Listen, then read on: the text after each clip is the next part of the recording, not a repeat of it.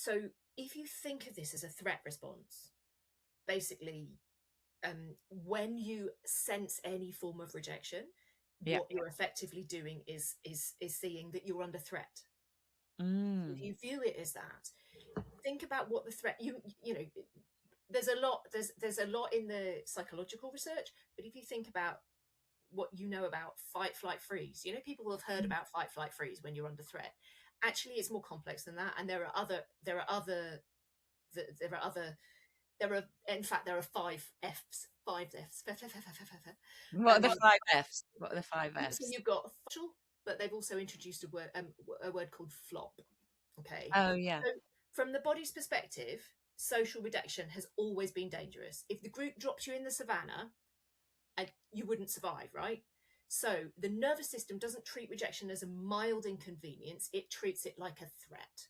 So Mm. you're gonna shift into the threat response that your body has generally taken, and that will depend on your experience as a child. You know, we were saying earlier, it might be that your response is, if I keep quiet, everything will be fine. It might be that you're in a noisy environment and actually you have to shout to be heard. Yeah.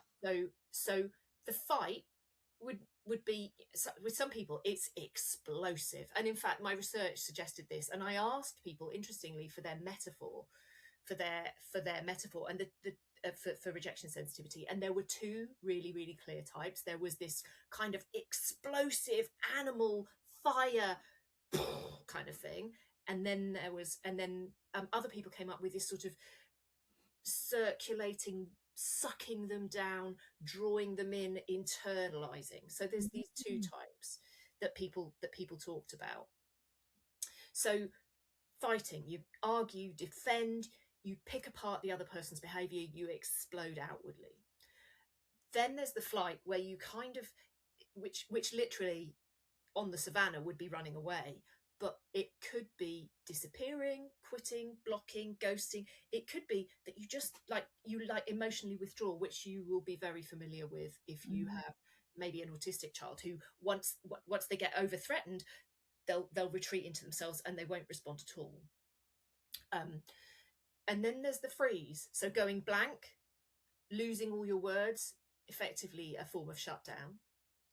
And then the fawn is kind of like we talked about before, this peacemaker, smoothing everything over, apologizing for existing, overdoing care for others. And the flop one, I also Oh, let yes, the flop one's important. The flop one's important. So if you think about, if we think about this as animalistic responses, just your most basic system responding.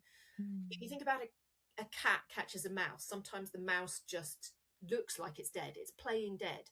That mouse isn't choosing to do that. It doesn't have the intellect to think, right, okay, this cat's got me, I'm going to pretend that I'm dead. And then when it's, it's a triggered response, so it plays dead so that it can run away. And if you think about it with ADHD, that's that hypoactive, not hyperactivity, but hypo, which is the opposite, where you just go, "Ugh, I can't do anything, can't be bothered, I can't lift myself out of it."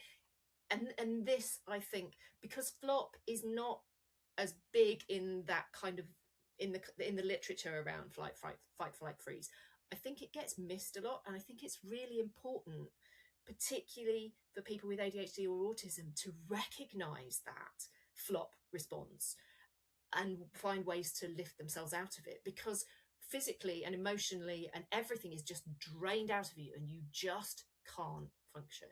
So if you view your rejection sensitivity as that, then you can see that you have adopted along the way different responses, and it may be that you have more than one. One of the people that I spoke to in the research sometimes has the explosive and sometimes has the internal rumination. And if you look at internalizing and externalizing, people who externalize things tend less to have, they say that as they get older, people are less likely to develop anxiety disorders and depression, because they're getting it out of their system rather than internalizing it and keeping the messaging going and going and going.